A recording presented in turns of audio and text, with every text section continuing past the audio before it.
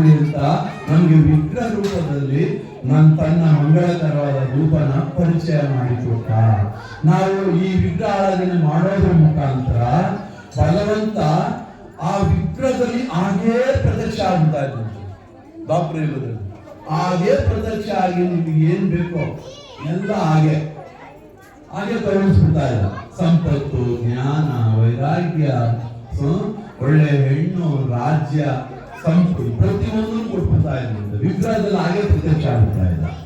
ಇದಾದ್ಮೇಲೆ ಬಂದಿದ್ದೆ ನೋಡ್ರಿ, ನಾವಿದ್ದೇವೆ ನೋಡಿದ್ರು ಭಾರಿ ಕಲ್ಮಶ ಯುಗ, ಕಠಿಣವಾಗಿರೋ ಯುಗ. ಇದರಷ್ಟು ಕೆಟ್ಟ ಯುಗ ಯಾವುದೂ ಇಲ್ಲ. ಮಕ್ಕಳಿಗೂ ಕೂಡ ಕೆಟ್ಟದ ಬಗ್ಗೆ ಮಾತಾಡೋದಕ್ಕೆ ಅವಕಾಶ ಇರುವಂತ ಯುಗ, ಕೆಟ್ಟದನ್ನ ನೋಡುವಂತ ಅವಕಾಶ ಇರೋ ಯುಗ ಈ ಕಲಿಯುಗ.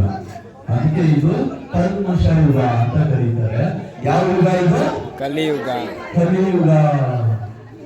ಅದಕ್ಕೆ ಭಾಗವತ ಏನ್ ಹೇಳುತ್ತೆ ಅಂದ್ರೆ, ಕಲೆ ದೋಷ ನಿಧಿ ರಾಜನ್. ಶ್ರೀಮದ್ ಭಾಗವತನ ಪ್ರವಚನ ಮಾಡ್ಬೇಕಾದ್ರೆ ಸುಖದೇವ್ ಗೋಸ್ವಾಮಿಗಳು ಪರೀಕ್ಷಿತ್ ಮಹಾರಾಜನ್ ಹೇಳ್ತಾರೆ, ಕಲೆ ದೋಷ ನಿಧಿ ರಾಜನ್ ಅಸ್ತಿ ಏಕೋ ಮಹಾಗುಣ ಕೀರ್ತನಾದೇವ ಕೃಷ್ಣಸ್ಯ ಮುಕ್ತ ಸಂಗ್ರಹ ಪರಂ ರಜೆ. ರಾಜ, ಈ ಕಲಿಯುಗ ಎಂತ ಘೋರ ಯುಗ ಅಂದ್ರೆ ಅತ್ಯಂತ ಪಾಪಕರವಾಗಿರುವಂತ ಯುಗ. ಆದರೂ ಇಲ್ಲಿ ಒಂದು ಮಹಾಗುಣ ಇದೆ ಅಂತ ಹೇಳ್ತಾರೆ.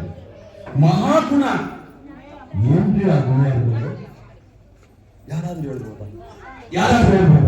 ಏನ ಮಹಾಗುಣ ಹೇಳ್ಬೋದ?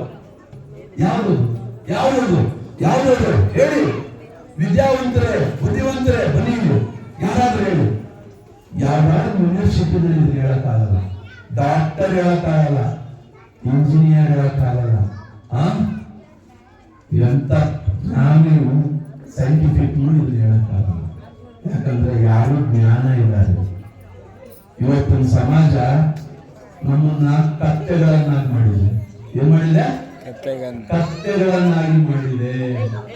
ಪ್ರತಿಯೊಬ್ಬರು ಕತ್ತೆಗಳ ತರ ದಿನ ಬೆಳಗಾದ್ರೆ ಬ್ಯಾಗ್ ತಗ್ಲಾಕೊಂಡು ಓಡ್ತಾ ಇದ್ವಿ, ರನ್ನಿಂಗ್ ರೇಸ್. ಒಂದು ಸೆಕೆಂಡ್ ಸಿಗ್ನಲ್ ಬಿಟ್ಟು ಅಂದ್ರೆ ಟೆನ್ಷನ್, ಟೈಮ್ ಆಗೋದು. ಟೆನ್ಷನ್. ಈ ಟೆನ್ಷನ್ ಮಧ್ಯದಲ್ಲಿ ಜೀವನ ಮಾಡೋದೇ ದೊಡ್ಡದು ಅನ್ಕೋಬಿಟ್ಟಿದ್ದೀವಿ. ಏನು ನಾವು ಒಳ್ಳೆ ಡಿಗ್ರಿ ವರ್ಡ್ ಆಗಿ, ಒಳ್ಳೆ ಸಾಫ್ಟ್ವೇರ್ ಆಗಿ, ಇಂಜಿನಿಯರ್ ಆಗಿ, ಲಾಯರ್ ಆಗಿ ತಿಂಗಳಿಗೆ 1 ಲಕ್ಷ ತಗೊಂಡ್ಬಿಟ್ರೆ ನಮ್ಗೆ ಹಿಡಿಯೋದು ಯಾರಿಲ್ಲ. ನಮ್ದು ಲೈಫ್ ಸೂಪರ್. ಹರಿಬಾಲ್ ಸೈಲೆಂಟ್. ಬನ್ನಿ ಮಕ್ಕಳೆಲ್ಲ ಇಲ್ಲಿ ಬಂದು ಕೂತ್ಕೊಳ್ಳಿ. ಬನ್ನಿ, ಚೇರ್ ಮೇಲೆ ಯಾರು ಕೂತ್ಕೊಳ್ಳಿ.